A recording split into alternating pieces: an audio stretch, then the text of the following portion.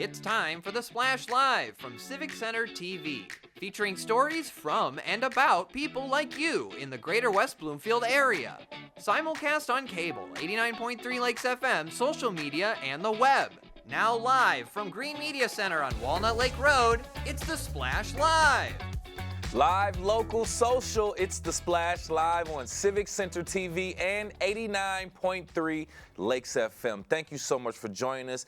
I'm your host for today, Kevin McIntosh, with a very informative show for you today. Starting off, Bloomfield Hills High School was under a shelter-in-place yesterday. Now, according to the Facebook page of the Bloomfield Township Police Department, on Wednesday at approximately 12:30 p.m., Bloomfield Township Police Department received a threat of violence towards the Bloomfield Hills High School via the 988 Suicide and Crisis Hotline. Now, the Bloomfield Hills Schools was immediately notified, and the high school activated a shelter in place. As a result of that, every police officer was immediately dispatched, and they did begin searching the high school. A complete sweep of the high school was conducted, and at the end of that, no credible threats or weapons were found on campus. Now, they said while they are very early in the investigation still,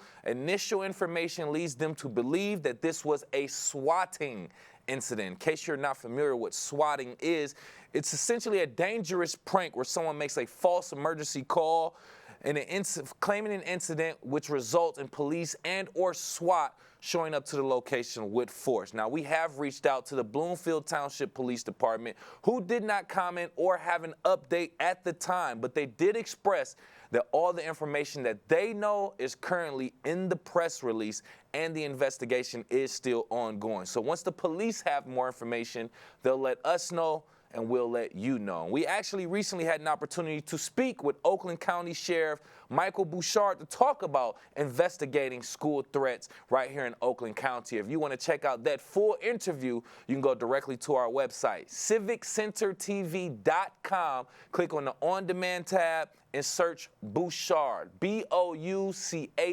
And we have that QR code on your screen right now if you're watching on civiccentertv.com. Scan that with your smartphone, and it'll take you directly there for more of that information and links. Speaking of yesterday was actually Heart Restart Day, World Restart a Heart Day, and West Bloomfield High School juniors actually got in on the action, specifically a few students, Matilda Edvardson, Sophia Zolob, and Marina Creco. Excuse me if I said those names wrong, but we want to congratulate them for leading the charge in World Restart a Heart Day. Partner with Corewell Health and West Bloomfield Fire Department. If you're watching on civiccentertv.com right now, you can see some of the smiling faces of the students, some of the mannequins that they use, and also a representative from West Bloomfield Fire Department. They trained over 150 staff and students in the hands-only CPR training. Very, very useful information and knowledge to have. We do have the photos like we just shown right there on Civic Center TV, but you can reach out yourself, react and engage to those photos. They are on the Facebook page of West Bloomfield Schools. Just search West Bloomfield Schools for more information. You can also learn more about this with us, and we were actually with the West Bloomfield Fire Department open house where Tyler Keefe talked to Sergeant Blake Belsky all about hands-only CPR, just like the kids learn. Once again, check that out, civiccentertv.com, where you can watch that open house video as well. Now, West Bloomfield football is continuing its trek going towards the playoffs this Friday, 7 p.m. at Birmingham Seahome, where they will take on the 6-1 Maples out of the OAA Blue Division. Our very own Tyler Keefe had a chance to speak with quarterback Bo Jackson about his first season at West Bloomfield, the team's recent challenges, and their fight to the finish line to make the playoffs. Went off of another impressive game personally against Oxford, although the team didn't pick up a win.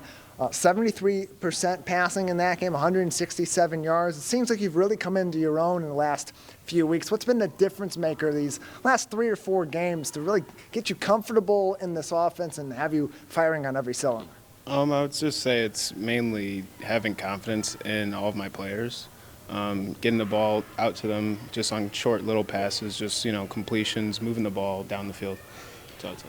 And last week against Oxford, it did seem like those connections were starting to, again, be really strong between you and Elijah in particular over the last few weeks. You've made a number of connections with him. What's your relationship been like with him leading into the season? It's your first season at West Bloomfield, but it seems like you guys have been playing for years. Yeah, it started in the summer when I first decided I was going to transfer, and then leading up the off season. But then it's not only been Elijah, but then it's also been players like Cam Flowers, Jaden Allos, Josh Tate, and just all of them I've worked through all throughout the season. It's really coming together and showing out on the field.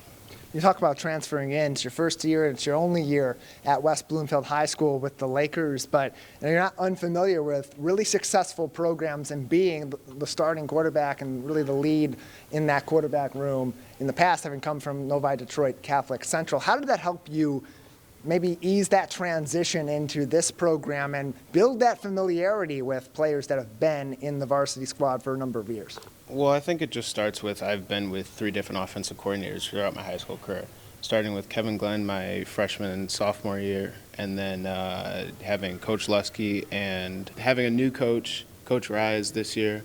But I think it's just been you take bits and pieces from every coach and then you put them all together into one simple formula. Bo Jackson, the Lakers quarterback, with us as West Bloomfield's coming off of a 14-38 loss to Oxford. 2 weeks left in the season, both on the road with Seaholm this week and then Roseville next week to cap off the 2024 regular season. And you talk about learning from each of those coordinators, learning from each of your years of experience at the varsity level. How do you translate that now to being in a senior role? And with a relatively young offense across the board, many who are coming up to varsity for the first season, and helping them continue to grow as your team tries to compete for a state title? It gives me kind of leadership boost, I would say. Having seen varsity play style for 4 years, I would say, and then playing in it for 3 years. But then it also just me being a leader, giving them confidence, encouraging, and then us working out through all our challenges together one by one. It's not I, it's we. And I think it's just been super beneficial to us. I mean, yes, we've lost to some tough opponents, but I think growing and going forward, we're more together as a team and not just individuals. And take us through some of those 4 games that you have lost so far this season, because really 3 of them have been pretty tough losses, with Groves, with Clarkston, and with Oxford, all in their own different ways, and that Adams loss being kind of different because it was so close and it came down to those last couple of drives. How have you kept the team focused on learning from those losses as opposed to dwelling on them, especially as you're looking toward in a questionable playoff position given these last 2 weeks coming up? Yeah, I think the big thing about the losses was just us shooting ourselves in the foot. It comes with a lot of different things, I would say, on all 3 sides of the ball. But just growing from it, I mean, playing our football, just, football hasn't changed at all. And you need guys to make plays, you need players, you need everything in order to be successful, especially in the OAA Red. And how has this level of competition in the Red, you talked about that. There was a chance before last week that all 5 teams could have been even at the end of the season. Ultimately, the team that beat you on Thursday last week are the champions. How has that helped you prepare for a really high-pressure last 2 weeks of the regular season, and then hopefully beyond that, several weeks of football in the postseason? Yeah, Going into the season, I never played against an OAA Red team, so I didn't know much about them. But throughout the season, I've learned that they're really heavy on the run game, and that can kind of milk the clock, and you'll have a short game if not proficient. So I think offensively, it's helped us be effective with our drives and scoring opportunities. ultimately football almost always will come down to the battles in the trenches, whether it was last week going up against a really tough O-line in Oxford that was able to set up opportunities for a really high-caliber running back in Luke Johnson, or even just referencing your own team. That offensive line has given you, has given Jamal, has given Josh so many opportunities throughout the year. To speak to your relationship with them and how they help to ultimately be the catalyst for this offense. Yeah, I mean, of course, you said it all starts in the trenches. And I think a big thing is just quarterback O-line relationship has to be 100%, I think. So I think it helps build that trust between the two, but build relationships, trust, confidence, and then just belief in one another with going in throughout the game. This game has so many different abilities for people to shine in starring roles, and certainly leading amongst those are the quarterbacks in most cases. So as much as your job is to keep everybody else centered and focused on the task at hand, how do you do that for yourself? I think it is, my thought is cool, calm, collected. I don't try to get too high or too low. I kind of try to stay in the middle, and that's what kind of I would say keeps me going, because I think about it next play. I think about it great play, next play, and, whatever happens, happens. But we move on from it. It's not the end of the world. Football has, 150 plays or so, and you can't let it dwell on you and snowball effect. Bo Jackson, senior quarterback for the Lakers, with us on This Week in Laker Football. We'll see plenty of him on the field in Birmingham this week Friday as the Lakers take on Seaholm. More information on our coverage will be on civiccentertv.com/Lakersports. Bo, as you head into these final 2 weeks, what are some of those key focal points that you're looking forward to pick up hopefully a couple of wins and put yourself in position for playoff football? I think the big thing is just play Westby football. Going into Oxford, that was our focus point, and we came out with the win. And I think going through tough losses, big wins, I think the main takeaway is play our football, run the ball, pass well, defense gets stops, turnovers, all that. Special teams, get the ball back, put them in bad field position, and I'd say evidently we'll come up with the win. Great insight from West Bloomfield quarterback Bo Jackson talking about this upcoming game, interviewed by our very own Tyler Keefe, by the way. And by the way, this week's game will be broadcast by the Prep. So you will have an opportunity to watch that game. If you watch it on the Prep, if you're watching on CivicCenterTV.com right now, you see that QR code, scan that with your smartphone. It will take you actually directly to the link that you need in order to watch the live broadcast of West Bloomfield taking on Birmingham Seaholm this Friday, 7 p.m. We'll also provide a link on our homepage as well on our website, CivicCenterTV.com. That way you can check out that game. Now, if I haven't sold you on that, how about selling you on this? The Sylvan Shopping Showcase will be coming very, very soon. It was actually recently announced, a mashup of the Shop Sylvan and what would have been the 5th annual Lakeview Holiday Shops pop-up. Joining teams together to create one great event. Like we said, Sylvan Shopping Showcase. Try to say that 5 times fast. Alyssa Kahn and Kelly Krause will soon present an incredible, curated, diverse selection of 25 artisans, makers, and local small businesses, with Sylvan Lake and Kego Harbor heavily being represented at that event, by the way. The event will take place at the Sylvan Lake Community Center, and this will be Sunday, November 3rd, 12 noon to 4 p.m. You can visit the So Kego Facebook page for more information regarding that Sylvan Shop showcase coming very, very soon to our area. This is just a quick reminder. Digital Citizenship Week is here, and it's here to promote a very healthy and balanced and positive approach to media and tech use, specifically amongst our young people. While the internet can be fun, it also requires responsibility. So your student is learning how to be safe and be a strong digital citizen. What does that mean? That means they are learning to find fun, cool stuff online, set limits as to how much time they spend online, keep their personal information, like their phone numbers and address, very private, Pause and think before searching and clicking and sharing information and content. Ask before they go online and pay attention to their feelings and ask for help when they feel scared or confused about something they see online. Very, very important information when it comes to being a great digital citizen. You want to find out more information, go to the website of Common Sense. It's commonsense.org/education for more information on being a great digital citizen.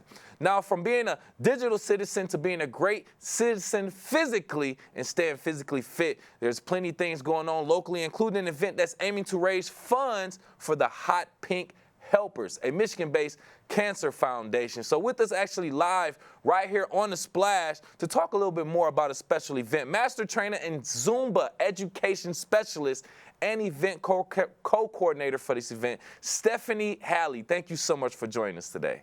Thank you for having me. I can't wait for this event. Yeah, I appreciate you for being here. Let's just start off by giving you the opportunity to talk about this event and the full details. Yeah, so Powerhouse West Bloomfield is our gracious host. They are setting up all of our decorations and donating the space.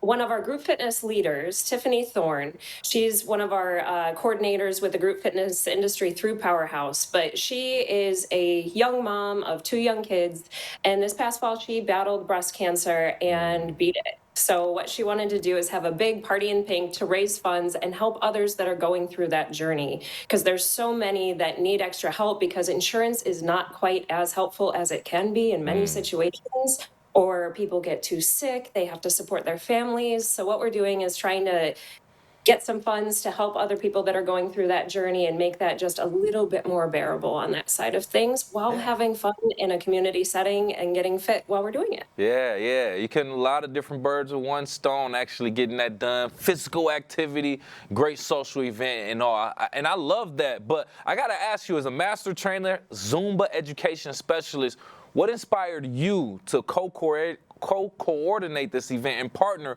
with the Hot Pink Helpers? Yeah, so being a group fitness instructor isn't just about leading a class. It's about the community and also giving back. So this is one thing that Zumba Home Office has coordinated, these things called Zumbathons. So we have dance fitness, but we're also integrating the other 2 formats that we have through Zumba. So we have Strong Nation, which is a body weight hip-based program, which is amazing. We're going to start out with 30 minutes of that. Okay. Then we're going to do an hour-long dancing session, and then we're going to end with circle mobility to restore the body and kind of bring us down before we go home and go to bed at night.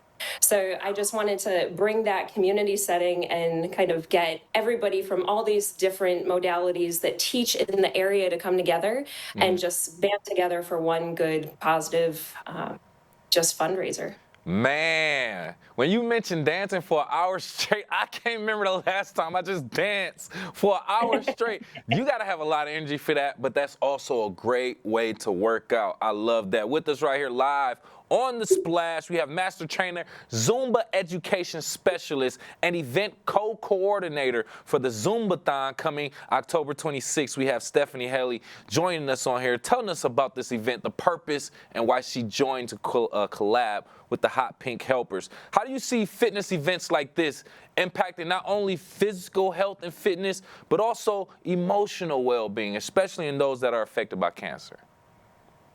Yeah, so keeping active is key in mental awareness because it's so easy to go down that rabbit hole of depression and just sit in a diagnosis. But we know that the people that are battling are more than a diagnosis, and they need that community. They need to move their body, release those endorphins for positive, just mental awareness as well.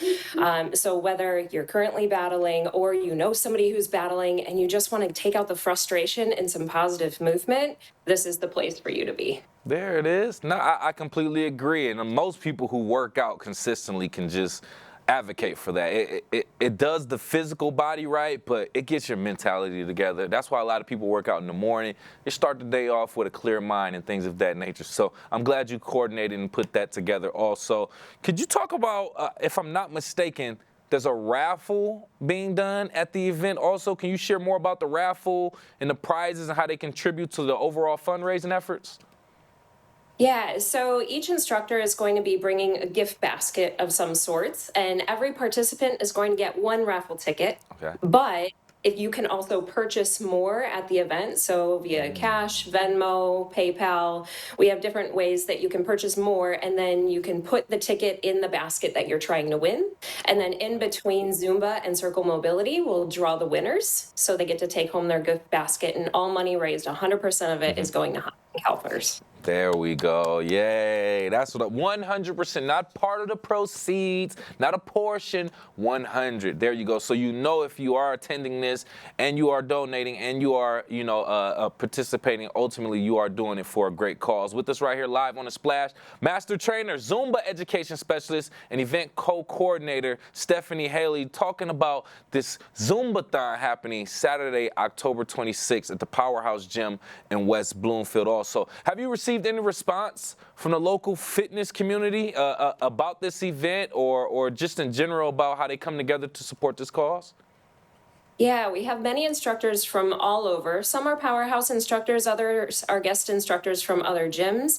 And a lot of times people say, oh, I'm a member of this gym, or my instructor only teaches at this gym. And it seems like it's a rivalry, but it's not. So we work together, and it's for the community. It's not a this gym versus that gym. So we have instructors coming from all over. We have participants from all over the state that are coming. So we're hoping to pack the house and raise some money for a good cause, and just all kind of forgetting about any kind of rivalry or crud that's going on in the world and let loose and dance together. Yeah. We don't want to think about whose gym is better, who lift the best. We don't care about that. We're coming together for a good cause and for a good reason also. And with that being said, for people who are interested in maybe contributing, donating to this great cause, but maybe they can't physically attend this event, can you tell us more about the logistics of the donation process?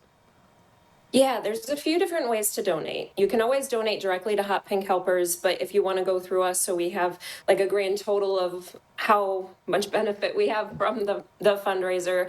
On the ticket link, there is also a donation-only ticket, and if you wanted to donate $100, then you'd put the quantity to 5. So you can donate through that link. If you don't have PayPal or you want to donate through me, then you can also reach out to me. My email is on the flyer as well, and we can take Venmo if you want to send a cash, check, whatever the case may be, and we'll just add it into the total. Perfect. Many different ways, many different channels for people to donate and contribute if you are interested, even if you aren't able to actually attend on October 26th, 6:30 p.m. to 9 p.m., by the way, Powerhouse Gym, West Bloomfield. Just another question or two before I let you go, Stephanie. How do you feel like events like this will raise awareness about the financial and emotional struggles that families face during their cancer journey? Yeah, the more people talk, the more you just get out there into the world, whether it's social media, bringing a friend to the event.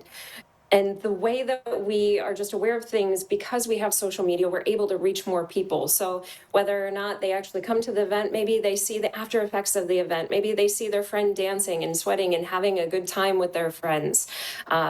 There's just all kinds to coming together when you're in a fundraiser setting, or just even just in a community setting, that hopefully they'll tell their friend about it, bring their friend next year, and each year it'll continue to get bigger and bigger and bigger, so we can continue to raise funds and support people in the area. And it's not like we're just sending this away to a random place where we think, oh, it might benefit breast cancer survivors. Right. No, this is all staying local. This is a Michigan-based 501c3, and it's all to benefit the people that are fighting right here next to you. Maybe it's your neighbor.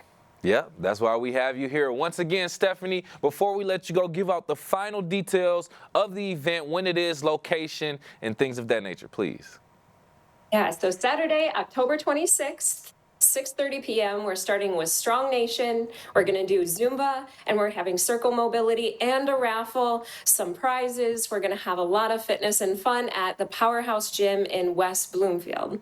Perfect. Make sure you meet them out there October 26th. Once again, with us right here live on The Splash, Master Trainer, Zumba Education Specialist, Event Co-Coordinator for Zumba-thon, Stephanie Haley. Thank you for being here. Thank you. Great opportunity for you to get out, get your dance on, and exercise at the same time while being social. You want to find out more about Zumba-thon, go to the Facebook page of Powerhouse Gym West Bloomfield, which is Powerhouse Gym West Bloomfield on Facebook for more information. Now, there's other local things going on as we slowly approach the Halloween season. Rough Life Photography is inviting pet owners to stop by with their favorite furry friends for some Halloween-themed pet photos at Premier Pet Supply West Bloomfield. Now, when is this event? Is there registration required? When you say favorite furry friend, can I bring my husband? Actually, joining us right here on The Splash to break down all of those questions that you were asking about, we have pet photographer from Rough Life Photography, Christine O'Brien. Thank you for being here, Christine. Hey there, thanks for having me. This is pretty exciting to Yes. be here and talk about what we're doing. Yes, and we love to have you here to talk about it. So I see a little bit about what's going on in the background, but let's just start off. Just give the event details first and foremost. So I do pet photography out of all the Premier Pet Supply stores, and we happen to be at the West Bloomfield store this Sunday, October 20th, 4 to 6 p.m. You can bring actually not just furry friends, you can bring reptiles, any pets that you have, and yes, you can bring your spouse for a photo as well. But all are welcome. It is a $10 photo, and every dollar is donated to local rescues. Ooh, okay. A lot to unpack, but I like that. Yeah. First and foremost, thanks for clarifying that you can bring your husband too. But yeah, make sure you bring your pet, dog, reptile, whatever the case may be, gerbil, hamster, and things of that nature. So thank you for clarifying that. So what inspired you not only to start Rough Life Photography, but focus on capturing these special moments with pets and their owners? Oh my goodness. It started in 2008. A friend asked me to come photograph one of her rescue dogs, and it was a Belgian Malinois. They're super fast, and I happen to have a fast camera, and it segued into people asking me to do their personal pets, and here we are today. Nice. I love doing pet photos. Yeah.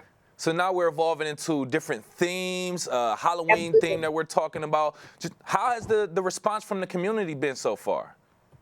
Oh my goodness. Well, for private clients, I'm very busy, especially this time of year, but we started doing pet portraits out of Premier Pet Supply probably 8 years ago.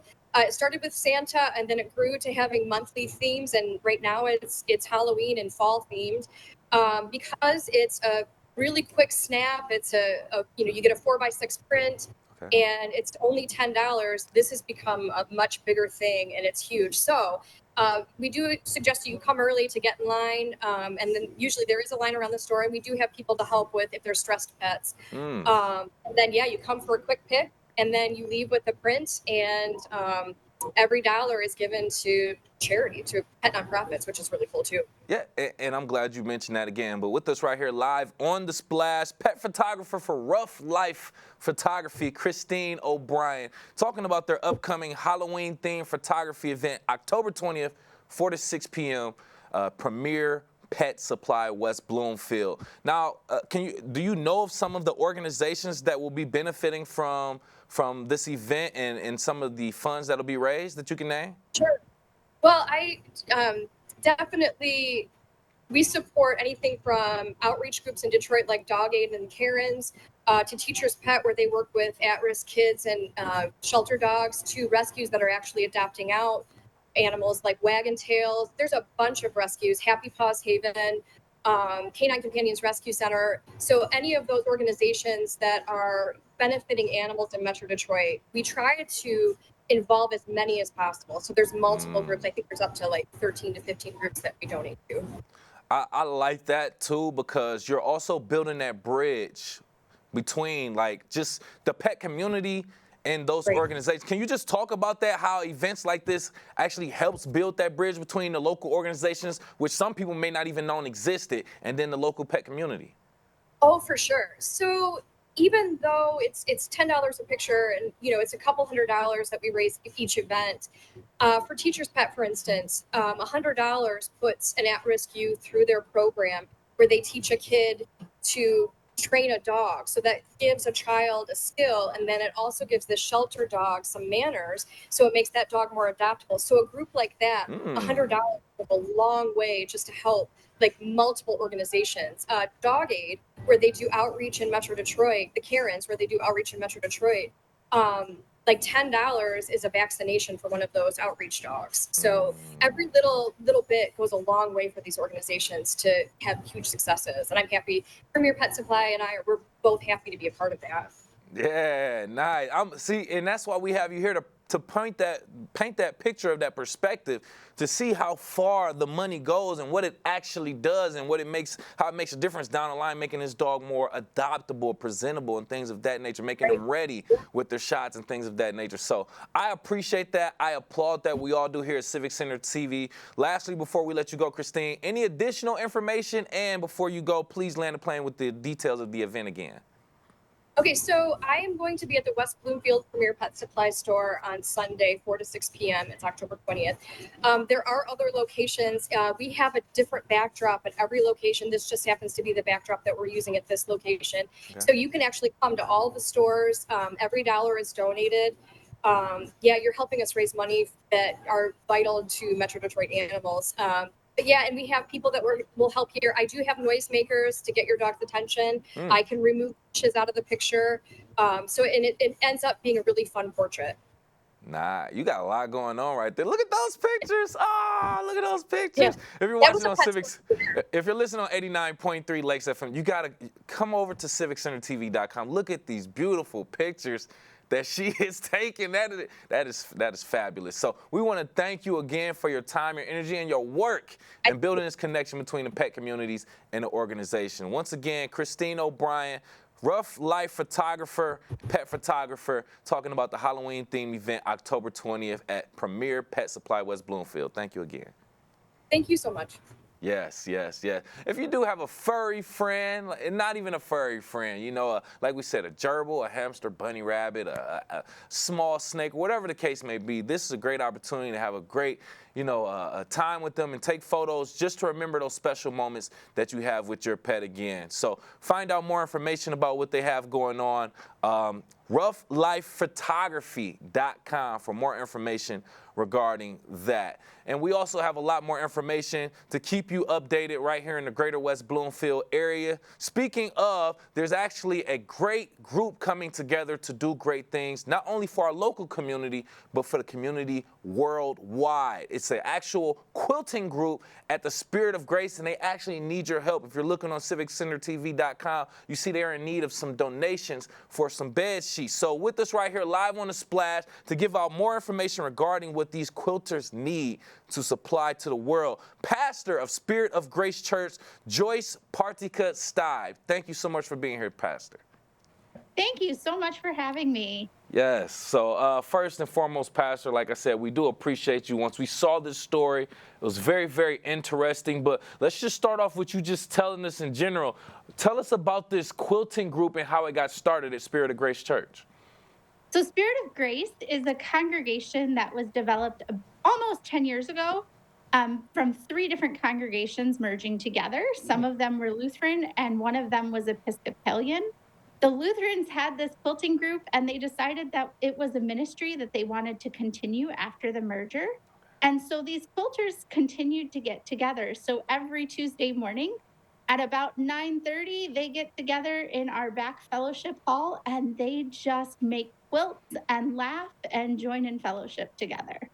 That is so, so powerful, the fact that they felt this was important enough to continue even after that type of, acquisition or merger, as you would say. So very interesting to say the least when it comes to that. But like these quilts, like we said, are not only being built right here in West Bloomfield, but they're being shipped off to a bunch of different places. Can you just talk about the impact that you've personally seen from these quilts, not only being built right here in this community, but shipped off to locations that's needed?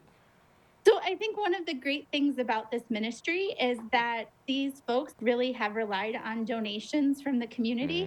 They are part of an organization called Lutheran World Relief that was founded by Lutherans in the United States at the end of World War II.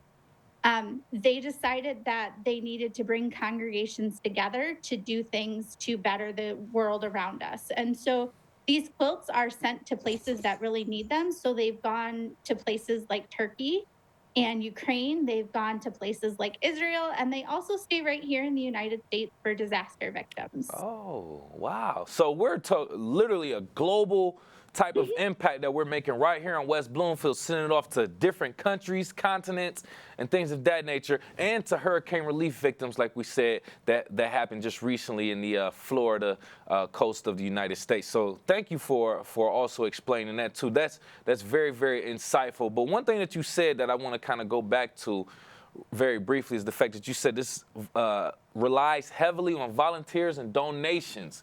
Talk about the help that the community can come in regards to donating some items that are necessary to make this happen.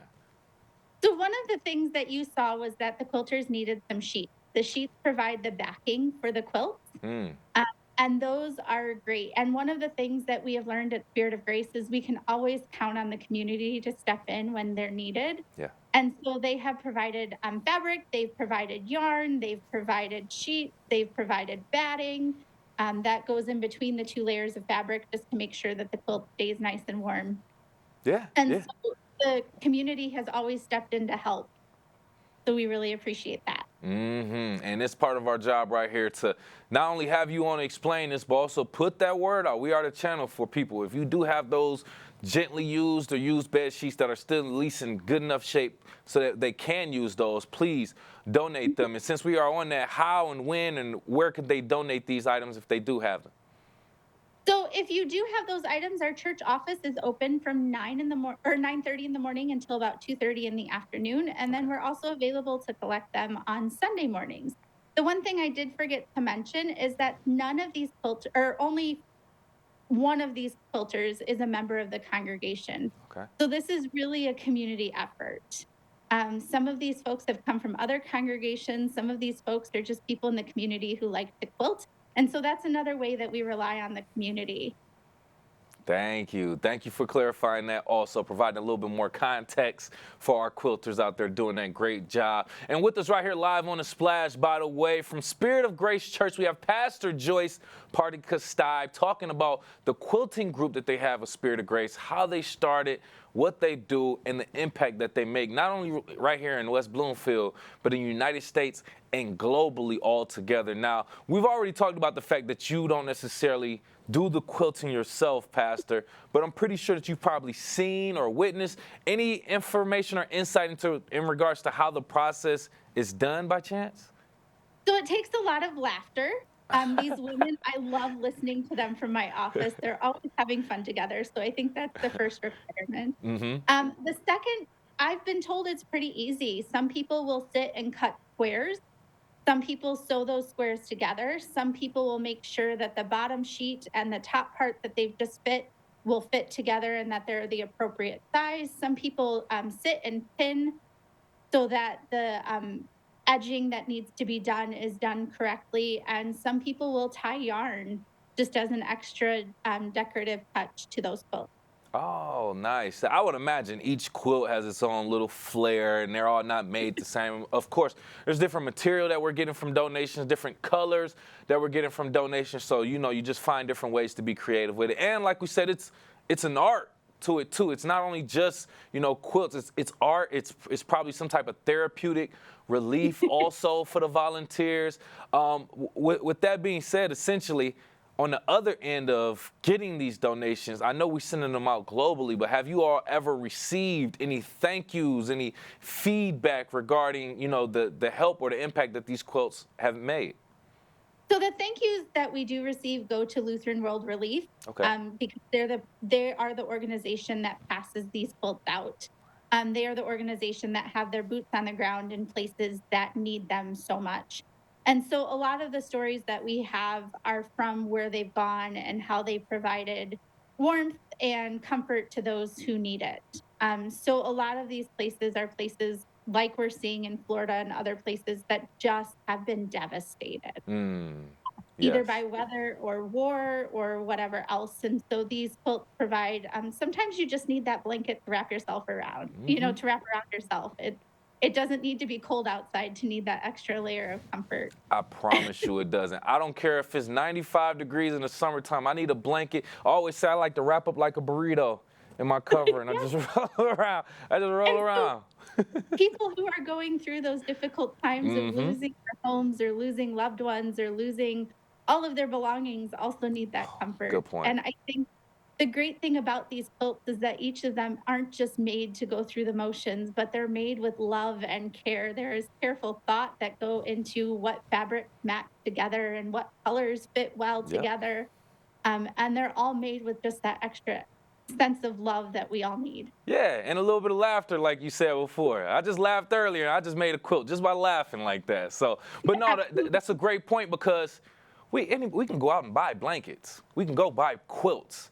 It's a little bit different. I think it has a little bit more value because they are handmade by volunteers. They aren't doing this to get paid. So I think that adds a little bit more value to it that can't even be measured. So great that you even mentioned that and put that into perspective.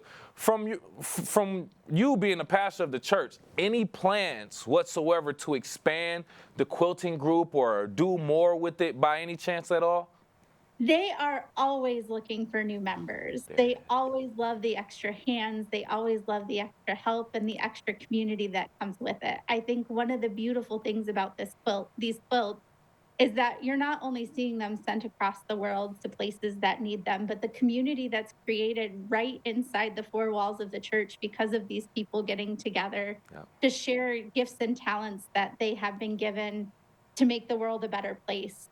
So if people are looking to be a part of that community, please don't hesitate. If you have been interested in quilting, please don't hesitate to get in contact with us to get their meeting times and any contact information you need. Yes. They're excited to expand their group, and we sent 144 quilts this year, and so we're hoping always to increase that number. 144 quilts this year so far. We must have like 50 volunteers making quilts or something like that, right? Nope, 5 or 6. What? Wow, my math isn't the best, but on average, that's at least 20 quilts per person, at the very least. That's crazy. And they all work together. Yeah. We are looking to have a workshop after church one Sunday where these women can come in and show us how they do what they do, so that we can see the process. Because every year in October, we end up putting some of these quilts in the sanctuary and blessing them before we send them on their way. And I think it's just a great thing that these people can come together and do this. I cannot take any credit for their work. I can't even take credit for them being at the church. But I absolutely love the community that they formed and the way they've helped the church just reach out and make the world a better place. It's a very honorable thing. We got to appreciate that and love that. And as we talking to, I'm thinking about the blankets and the quilts that my grandmother made and crocheted for me when I was younger. Like I said, just doing things like that by hand, it just means so much more. Just a few last things before we let you go, Pastor. First and foremost, once again, any information to give out if anyone is interested in joining, signing up, or becoming a volunteer, finding out more information regarding that. So they meet on Tuesday mornings at 9:30, and they're usually in the back fellowship hall until around 11 o'clock. Okay. It depends on how much fun they're having that day. And if you want more information, you can always get in contact with the church through Facebook, Instagram, email, or just looking at our website. Perfect. And any other exciting service initiatives or things just outside of this quilting group that Spirit of Grace has going on that you want to tell the community about? Sure. Spirit of Grace has a diabetic food pantry that serves clients once a month, specifically clients who are in need of diabetic food supplies, because we know those can be expensive. So we're always looking for donations, and on our website there is a list of donations if you're interested in doing that. There's also an Amazon shopping list, so that if you have time just to click on Amazon and send something over to the church, we'll get that and put that in the diabetic food pantry. There's also a blessing box that is available 24 hours a day, 7 days a week, right outside the doors of the church. You take what you need, you leave what you can. And so we don't know how much food is passed through there because some people leave things and some people take things, and it's just there. We also have a couple projects coming up. We'll have Thanksgiving food baskets that we put together for some of the families in West Bloomfield. We get those names through the school system. And then we also have our annual Christmas dinner. We hand out Christmas dinners on Christmas Day. So it's a drive-through system. You tell us how many meals you need, and we give them for you as long as we have them.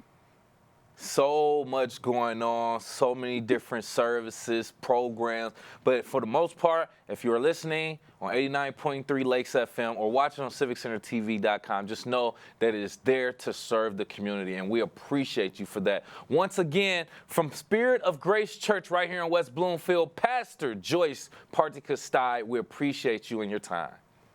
Thank you so much for having me, and thank you for all the donations and the help that the community has given.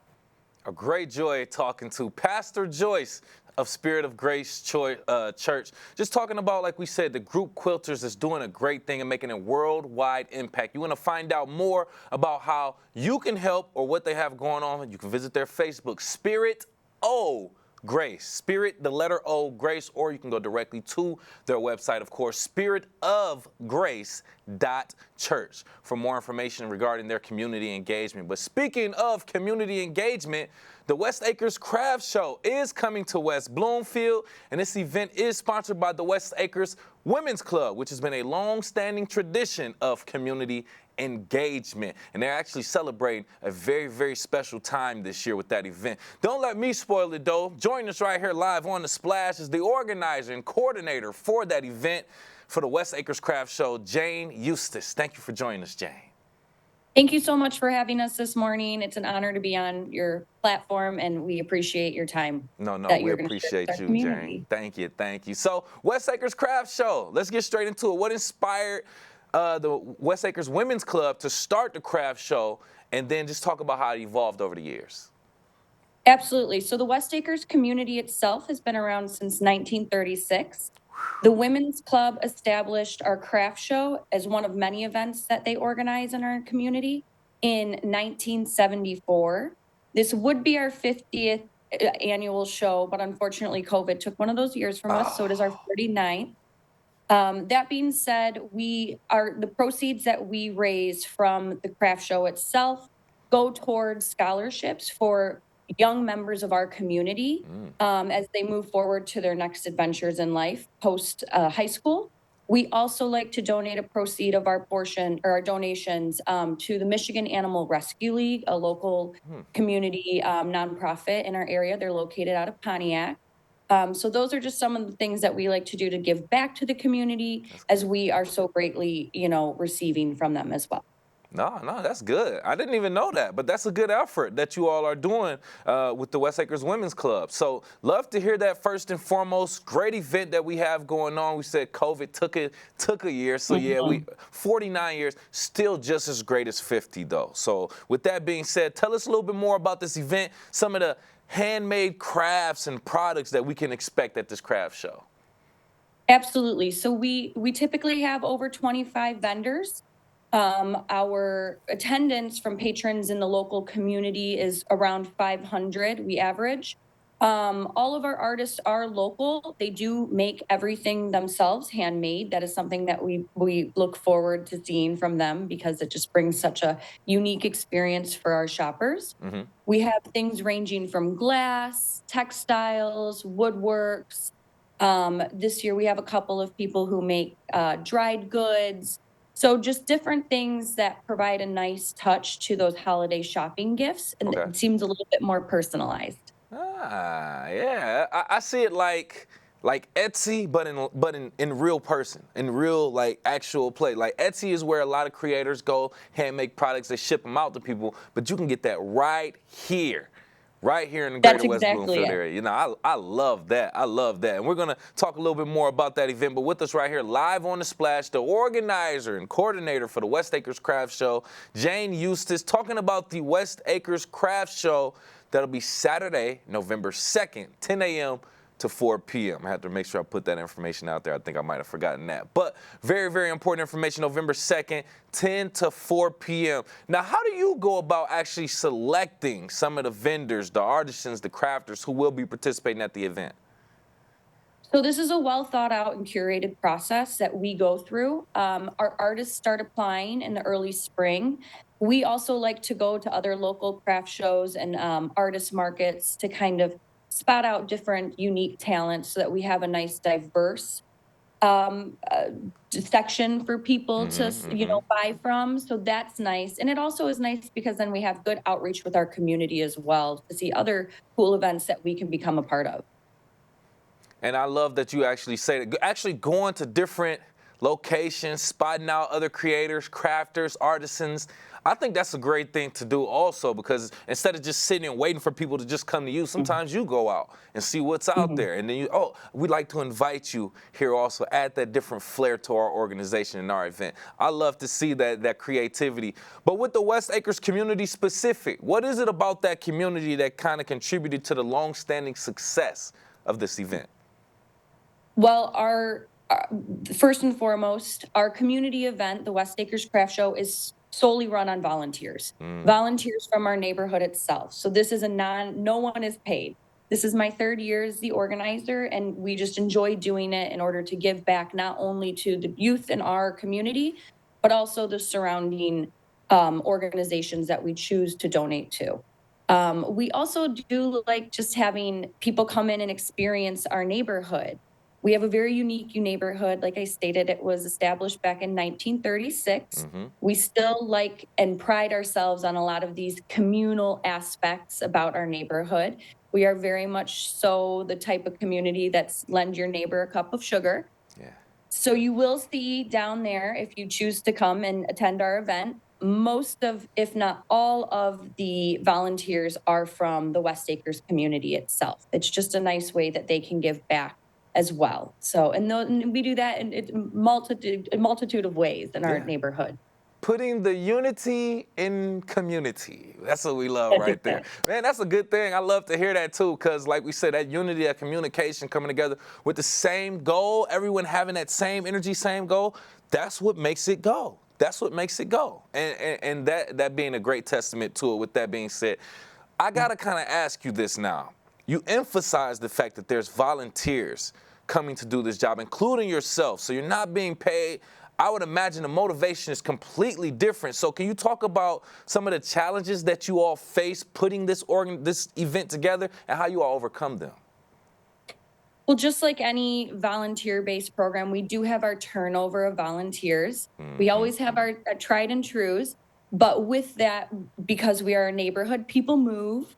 We get new people who want to come in, who want to help, and they might take the mission in a little bit of a different direction. Right. While those are no challenges, we actually find that to be a wonderful thing, the inclusion of new ideas from people who decide that this year they maybe have more time on their hands and they would like to come and contribute that to us.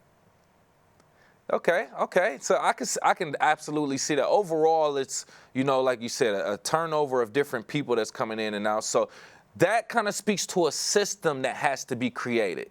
Rather than one person having complete control of everything and calling the shots, there's a system and you have people rolling in and out of it. That keeps it, like you said, going for 50 plus years or 60, 70 plus years since 1936 when the organization started. So I love that you actually bring that into perspective also. With us right here live on the Splash, West Acres Craft Show organizer and coordinator Jane Eustick, talking about the upcoming craft show Saturday, November 2nd, 10 a.m., 4 p.m. West Acres Craft Show happening in our greater West Bloomfield community. Over 500 visitors attending each year. That is kind of crazy. How does the craft show create a sense of community engagement between the attendees and the artists? Amongst us with the artists, I do believe that with our advertising of them, people get to kind of see their work ahead of time and they know, oh, I really would like to go see that artist specifically. And then in the, times they're walking around, they get to kind of see other people and other works that maybe bring them interest that once again are so unique. It's so unique, like you already commented, very Etsy style, but you get to directly work with the creator themselves, which I think is a very cool, very unique process about our craft show. They have a lot of time to be able to sit there and explain their craft and how much time and effort and energy they put into it. And I just think that brings that extra little bit of holiday cheer when you're giving a gift to someone that has just had all the love and energy put into it in order to creating it itself. I agree with that. Because like you said, giving you the opportunity to talk to the creator, talk about their process. You can actually, maybe even at the time, see how they make or craft some of these different things. So I think that makes the experience so much more better. Only a few questions before I let you go. Future plans for the 50th anniversary next year. Anything that you can kind of give us now? We have a lot of ideas in the woodwork. These are ever evolving, and like I said, with our neighborhood as it grows and just different volunteers, I am looking forward to hearing some ideas from our community about how we can make the 50th year extra special for not only ourselves as a nice tribute as to something that we've been able to do for our community and also the extending community, but also to just to, the excitement of 50 years. Yeah, 50 years, that's nothing light. You got to celebrate that. I completely understand. All right, well, we want to thank you for your time, Jane. Before we let you go, lastly, once again, give out the details of the event, requirements, registration, fees, anything that goes along with that. Absolutely. So our show is, as was stated, is on November 2nd from 10 a.m. until 4 p.m. It will be located at 3700 West Acres Drive, West Bloomfield. That is our community center. And there is a $3 door admission fee. And like I stated, some of those proceeds go to the Michigan Animal Rescue League, and some of them will go back to our community young youth members who will be going on as scholarships. Perfect place to land the plane, and once again, a great cause thrown on with a great event. And we want to thank you again for your time and information, and for putting that together. Once again, from the West Acres Craft Show, organizer and coordinator Jane Eustace. Thank you again for your time. No, thank you very much for allowing us to speak on our amazing community and the events that we host. We really appreciate it, and we hope to see everyone there. Yes, ma'am. Yes, ma'am. Indeed. Please go and support local artisans, crafters, artists, small business owners in general. Find out more information on their Facebook, West Acres Craft Show, or directly on their website, westacrescraftshow.com, for more information regarding that. Now, there's a lot more things going on, or things that you should know about in the greater West Bloomfield area, specifically what to do in case of a house fire. Now, our West Bloomfield Fire Department actually took some time to speak to us and tell us a little bit more, or provide information, I should say. And they said smoke alarms are the first step, and they are needed for early notification of a fire, but when they go off, you need to know what to do next. Home escape plans actually save lives too. The West Bloomfield Fire Department recently posted a template sheet you're seeing on CivicCenterTV.com right now on their Facebook page, allowing families to start a conversation and to effectively plan out what to do